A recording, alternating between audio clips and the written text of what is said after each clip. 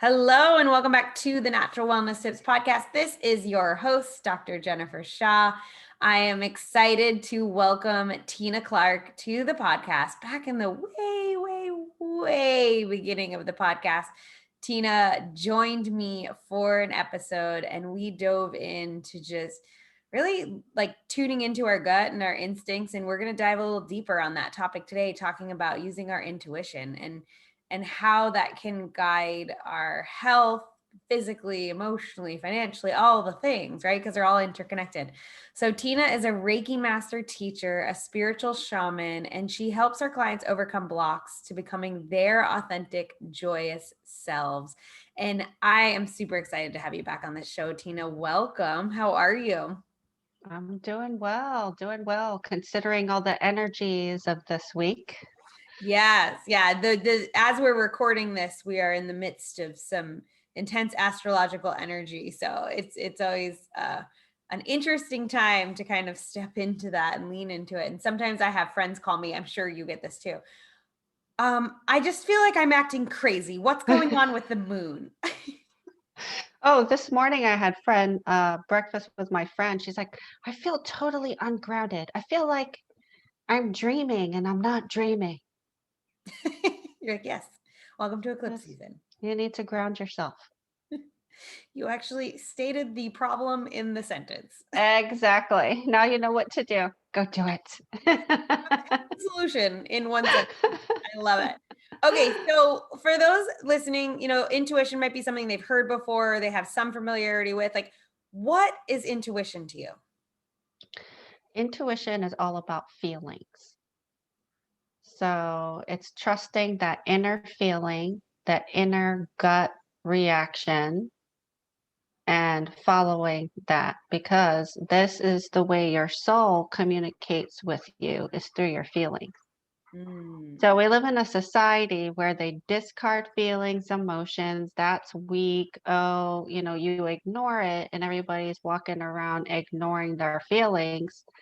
Well, number one, they come back and bite you in the butt if you ignore it. And especially now with the eclipse season, if you've been ignoring your stuff, it's gonna spank you in the butt right now. It's hmm gonna come up. So intuition is trusting your feelings, trusting that inner voice, and going with it. And it has nothing to do with the mind and logic. Nothing to do with that. Yeah, it's actually like separating that, like that logical mind from like what your body is saying and saying, okay, why am I getting this sensation? What is this coming up to tell me? Yeah, Mhm. I should have worn my sweatshirt that says it's okay to feel your feelings. And it's interesting you mentioned the kind of, if you haven't been processing your feelings, it's gonna bite you in the butt now. And it's like it's always going to do that, right? It's just Yes. astrologically, sometimes there's parts of the year that are like a little extra, like, oh, hey, you've been ignoring this. And I'm seeing it in some people close to me that I've recently put some serious boundaries in place with. And like I'm watching things pop up for them as they've avoided processing some of their feelings. Because I'm that person that has always been like made people uncomfortable because I'm like, let's talk about it. What's going on? Yeah. Like, wait, no, we can't just sweep that under the rug. Let's have a conversation. Everyone's like, but I already have the broom and the rug lifted. Let's go. Let's just leave it there. And I'm like, I can't do that. Oh, I'm like that too. I'm like, why can't we talk about this? Just tell me what's bothering you. Let's talk about it. I'm not afraid to talk about it. I'm not afraid for you to tell me I pissed you off or you didn't like something I said, or just don't sit there in uncomfortable silence. Can't we just get it out there? Yeah. Yeah. Yeah. Absolutely. I'm super grateful in my partnership with Owen. It's I can look at him and openly say, like, hey, what are you feeling right now? Um, something feels off with your energy. What are you feeling? And he can kind of pause and like tell me what he's feeling. And then I'm like, okay, do we know where this is coming from? And then like if we don't, we can just kind of work through it. But like we were able to like have those it's okay for me to be like, or him to say like, hey, you feel off, what's up? Like, and we can just have those conversations because that's so powerful. So for somebody who's like not really listened to their intuition before and kind of always lives in that like logical brain, What are some of the best steps to like start listening?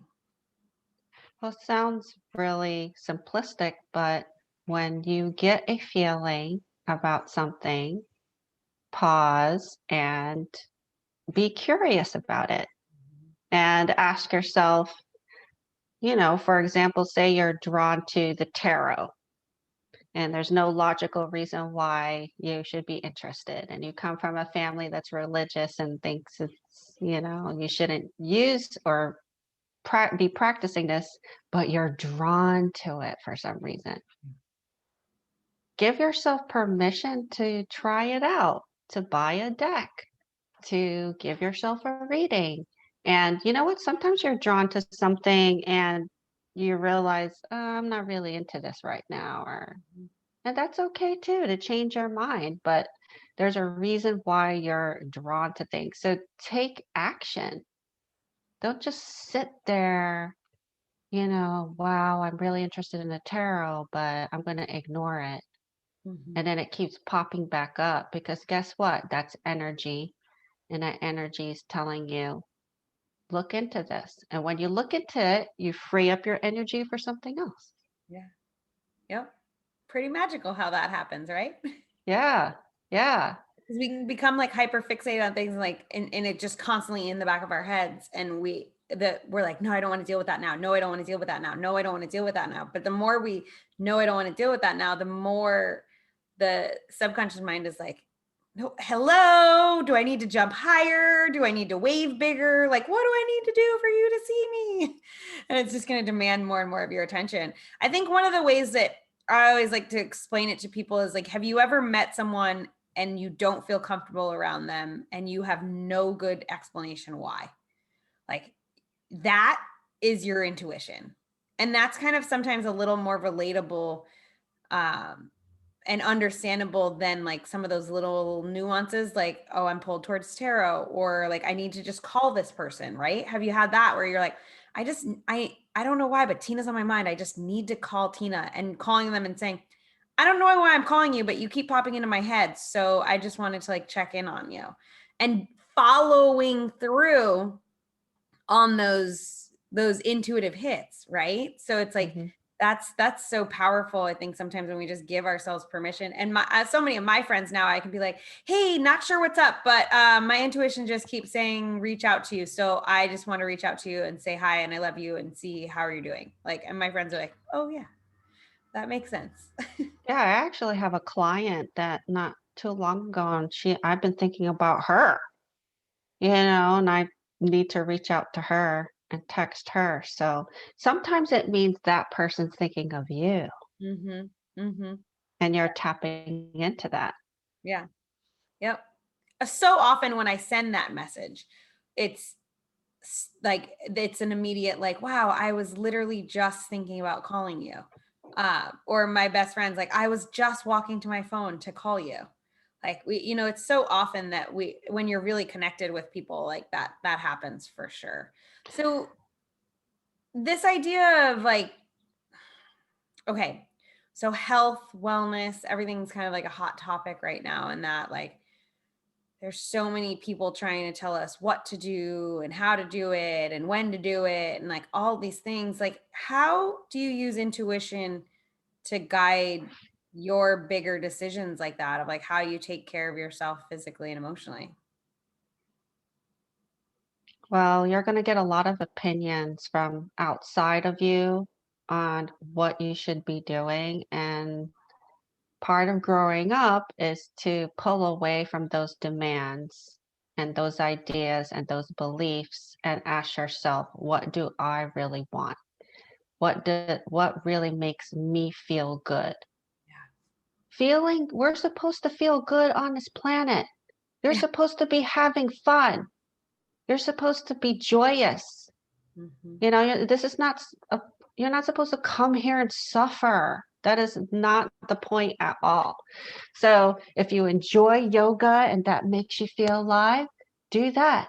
If you like to ride your bike, it makes you feel like a kid again, do that. If you love to read books about angels, do that. do whatever makes you happy, and that is going to spread out in all areas of your life. Yeah. Yeah. It ripples out like like a little wave everywhere. I often ask people, I'm like, what do you have in your schedule this week for fun? And so often I get like blank stares and people are like, oh, I don't know. And I'm like, you don't know? You have nothing for fun? Nothing. And then I ask, what do you like to do for fun? And it's oftentimes just as confusing of a stare and like lack of answer. And people really struggle with that. It's like, I think going back to what brings you joy is so important. Like, fun to me is laying on the beach reading a book by myself. Like, that is so fun, like, so relaxing, so heart filling. Like, that's my peace. That's what I need and want in life, like, oh, it makes me so happy. That might be torture to somebody else, and that's fine. Fun to me is also rock climbing, hiking, like doing acro. So it's like everybody has these different things. Some people like to color, some like to paint, like some like to I have a friend that quilts. And honestly, like she does that for fun, and that sounds like a cruel form of torture to me. Right? Figuring out that sewing machine sounds like a pain to me. Oh no, this isn't even a sewing machine, Tina. This is like, I love her to death, but it is like a whole room like quilting machine. Like it's a sewing machine on steroids. And I'm like, oh, sounds like a lot of work. Yeah. So if listeners, if you don't know what you're enjoying or not having fun, think about what you did as a kid Yeah. that you really enjoyed, Mhm. whether it was drawing or I used to take my Barbies and we used to make up stories and I used to create a tent or a house and I would have actually I had the $1 million man and I had Barbie. So they were a couple. And then I would just act out stories, look at what you did as a kid and then do that again because I rode my bike as a kid and it makes me feel so happy to ride a bike now. I love that. Yeah. Yeah, I spent time in the woods and on the ski slopes, right? And on the lake. So those are like the things that I still like to do.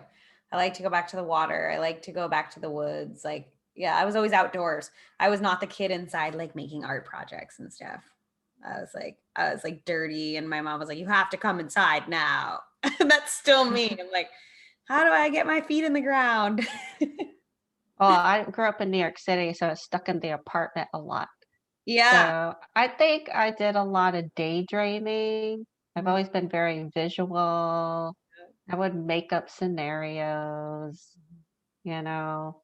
I don't know, but So if someone's trying to work with their intuition, one of the things that helps me is like when I was first really trying to pay attention to this is a lot of journaling, writing down like at the end of the day, like some of the thoughts that came up, some of the pulls I got, some of the feelings I got, right? Like what what are some of the things that you recommend for people to do, like tangible things? Because sometimes we need like, yeah, feel your feelings, pay attention to them, follow them. Like, yeah, that's all great. But like in this like tangible physical world, sometimes we like more options like that. What are some of the things that you recommend for your clients?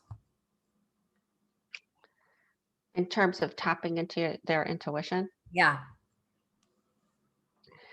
I think that every day we have moments of inspiration. Mm-hmm. And I think it's really important to follow those and not ignore them as best as possible.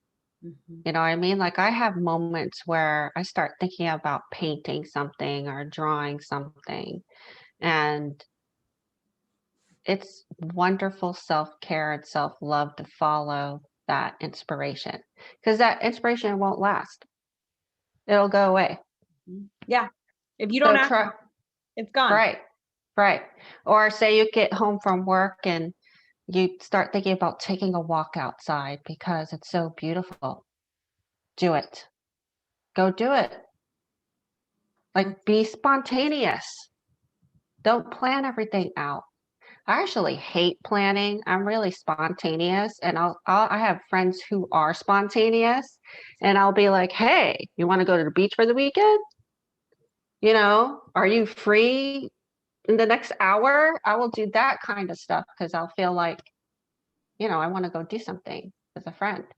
Yeah. And I love those friends that say yes. I have like this mix of scheduled and spontaneous. And it was interesting. We were talking about this at dinner last night. We're so regimented in, like, we climb this day, we do this yoga class this day, we do acro this day. Like, we have our trip scheduled for like the next 3 months. We're very regimented in that. And like that makes us feel really happy.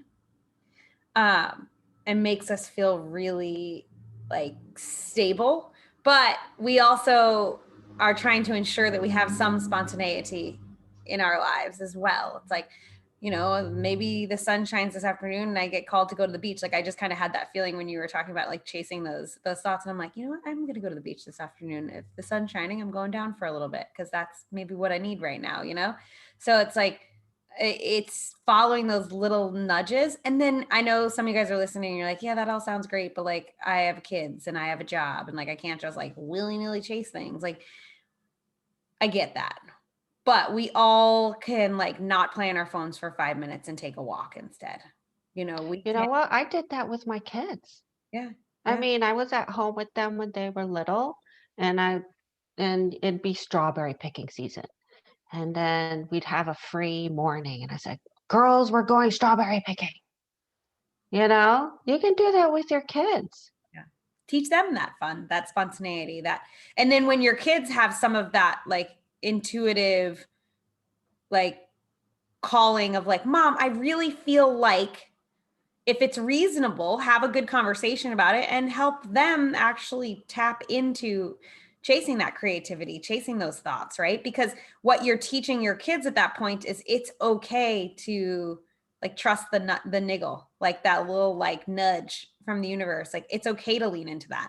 And that's going to help your kids not be 9-to-5ers that are stuck in a box for the rest of their lives if that's not what they want. It's like letting them know that it's okay.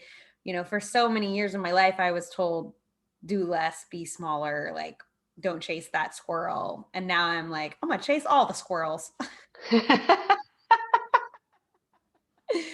It The brings me, squirrel is your power animal, yeah, it brings Jennifer. me so much joy. No, coyote. Coyote's my power animal for sure. But I always joke because, like, everyone's like, oh, squirrel, chase. But no, I would say coyote for sure for me. That's my thing. I don't know where it really came from, but post-divorce, that was something that kept popping up for me. And I love me. Are you a night person? No, I go to bed early and I wake up early. But like coyotes were always like, I remember we grew up with coyotes in the backyard. I remember one time I was like walking out to the backyard, my dad was mowing, and like this coyote just like came out of the woods and like ran past me, like right by me. And I was like, ah, like they just always have been there. I don't know. Interesting. It's interesting, but I love it. I love this idea of intuition. And anything last that you want to kind of share with the audience that is really like calling to you about the subject of intuition. Well, I do want to mention we're all very busy, and I can be very busy myself. Mm-hmm. So when my schedule is filled up to the T, which it has been lately, I will schedule in fun. Mm. So I did that the other week. I said, my God, I have such a busy week, but I want to go to the zoo with my friend and her daughter. So I asked them, I blocked it out. We went together, spent all morning feeding the lemurs. If you've ever fed lemurs by hand, it's amazing. I have not. I can honestly say to you, I don't even know what a lemur is. I'm going to Google it when we get off. It's a cute little gray and black and white monkey, and they have these soft little Oh, paws. I know And what you you're talking about now. and you feed them these little Cheerios, and they take them out of your hand, and they're just adorable. Oh, that's cute. I know exactly what you're talking about now, but I could not place a lemur when you said it. So that's so fun. But yeah, it gets to be that simple. It gets to be like, hey, do you want to get lunch? Hey, I have 2 hours on this day. You want to go for a walk? Do you want to go to the zoo? Like, do you want to catch up on Zoom? Like, you want to get on a phone call, like what, like take that time to like just have fun, be, Right. and do the things that fill you up. It's all about balance. So if you feel like you've been working too much, you need to play more. You need to find the time, even if you have to put it in your calendar to play, and this is going to be blocked out. No one's going to make an appointment. Mhm. I'm going to do this with my friends or with myself for this time. And Yeah. I'm going to chill, have fun, Yep. and not think about work. Yep. Yeah. It's so interesting. Just yesterday, Owen texted me and said, I really think that we need to be conscious about scheduling time for you to like take a step back every month, whether it's like, you know, a week or a day or 2 days or what does it look like. He's like, we need to sit down and talk about what that looks like. And we had decided, and it's interesting researching like your cycle as a female and like when we need to be more reclusive and when we can be more social. And Mhm. it just kind of worked to say like during that part of my cycle, like right before and around menstruation, like to take 2 to 3 days in my schedule and actually block them off. Like we block them off in my schedule as active recovery days where no one can book a call, no podcast recordings. Like he's like, so what, he's like, what do you want to fill that time with? Because I know that you're going to need things that you want to do in order to feel full there. And he's like, I see you taking more baths, reading more books, getting a massage, making it to some more gentle yoga classes. He's like, what do you see? And I was like, what you said. I want what you said. He's like, great. Yeah. So it's like in our schedules and it's something he's conscious of. It's something I'm conscious of. And it's something that is like blocked off now so that I actually get to take that time because I am like a type A go getter, like, oh, time's empty. I'm going to fill it. I'm going to create a project. I'm going to start the next thing. I'm going to build the next system, like all of that. Right. So it's so amazing to be able to like say, yes, that's what I need right now, and have him even see it for me and help me create that and cultivate that. Because just as much as we need to have our functional time, our like our get shit done time, we need to have our downtime. We need to have our fun time. Like all of these elements of us need to be fulfilled. Yeah, I think that's amazing that he recognized that because our cycles, women are intimately connected to the moon and the cycles and to the planet. And when you are ovulating, that's your highest energy week. And when you're menstruating, that's your low energy week. Mm-hmm. And you need to recognize and respect and care for yourself during those times Yep. because you're not always the same. We are always changing. And we need to respect that for ourselves and understand how our cycle's affecting us as well. Yep. Yes. Yes. I won the lottery with this man. I promise that I will, I never take it for granted. But I also know that like, it's because we have all the conversations and because I'm doing that work to like be aware of it. And really like I'm 37 and I'm just leaning into, you know, I'm 20 years in plus to having this cycle, but I will say for 18 of it, I was hormonally modified, right, with birth control. So now it's like 2 years and now I'm finally like hormone free and like really tuning into it for the first time in my life. And it's so like it gives us so much power as women, but we need to harness that power, right? So by Yeah. having that rejuvenation time before my like high energy time is going to make my high energy time so much more efficient and productive and fulfilling and purposeful, right? So fascinating. Right. And you're understanding yourself more. And if you're in a low energy week and you're having your period, that's why. Yeah. Because you're supposed to be resting Yeah. during your period. Yeah. Fascinating. Fascinating Yeah. things. More of listening to ourselves and listening to our bodies, right? Okay, Hmm. so Tina, I have some rapid fire questions for you. Are you ready? Yes. What is your number one health and wellness tip for our listeners? Have fun. I love that. I love that. So simple. Go have fun and report back. Let us know. Find us on Instagram, you know, and let us know. I know you know, you guys know me, Natural Wellness Tips on Instagram. Tina's Stargazing Angel Charleston on Instagram. Message us and be like, yo, I did this for fun. Let us know. Yeah. It fills our hearts to hear that. So, okay. So what is something that you struggle with in your health and wellness journey about being consistent with?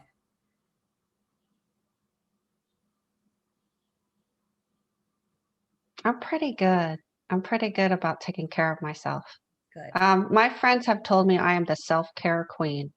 I love that. I love I that. probably should take more salted baths when I'm feeling kind of energetically bogged down. I've done a lot of energetic clearing work, which I've been working a lot on that on myself, my shadow side. Yeah. So I probably should be taking those baths and making sure all that stuff is leaving the body and the energy body. It's a good reminder for me too. So thank you. Okay. What are you most excited about in life right now?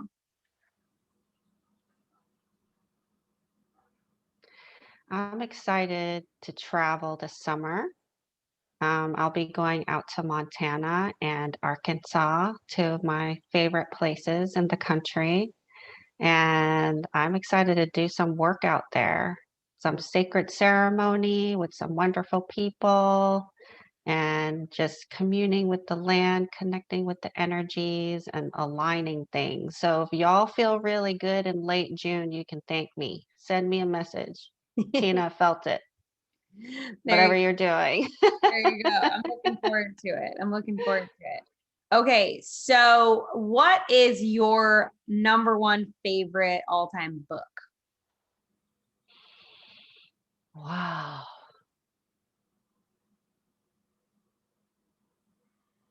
One that I saw on the bookshelf recently that I've always loved is Conversations with God. I've never read it. Yeah, that was really pivotal for me when I first woke up big time in 2011, 10 years ago. And it gives you permission to be who you are, change your mind every second, and be okay with it. Mhm. Give yourself permission to change your mind. You're not supposed to be the same. You are never the same. Women, you change every week, if not more than that. Well, and I always say, this idea of like when people say to me, you've changed, instead of getting defensive about it, I actually say thank you. Because I'm like, thank you. You're right, I have. I've evolved. I've grown. I've expanded. When I first started diving into the metaphysical, my husband told me, he said, "You really changed." And I said, "I didn't change. I just became more of who I really am." Mm-hmm. Yeah. Yeah. Stepping And into that's coming out now. I love that. I love that. Okay, Tina, where can people find you? On my website, which is my name, it's tinakinneyclarke.com. On Facebook, I have a page called The Divine Feminine Healing of Charleston. On Instagram, I am Stargazing Angel Charleston. Also, I have my own podcast called My Weirdest Experience, and Jennifer has been interviewed on that podcast. So I have a Facebook page. You can find all the episodes on all your favorite platforms, Apple, Pocket Casting, you name it. And come and find me. Come and check me out. Email me, message me. I'm open to any questions, comments, inspirations. If you guys ever need a calming but motivating energy, you're like, I need to feel grounded, but feel like anything is possible. Tina's your girl. She's amazing. So, Tina, I love all of our conversations. I love continuing getting to connect with you now over the last 2 years and just watching our journeys together. It's been so fun. So, thank you so much for coming back onto the show. It was an absolute pleasure to have this conversation. Yeah, thank you. And definitely have me on again if you want to have another energizing chat on wellness. You know it. You know it. We'll get there. We'll do it again for sure. We'll come back next year. Well, thank you so much, guys, for listening. Thank you for tuning in. I will catch you guys next week on the podcast. Until then, namaste. Namaste.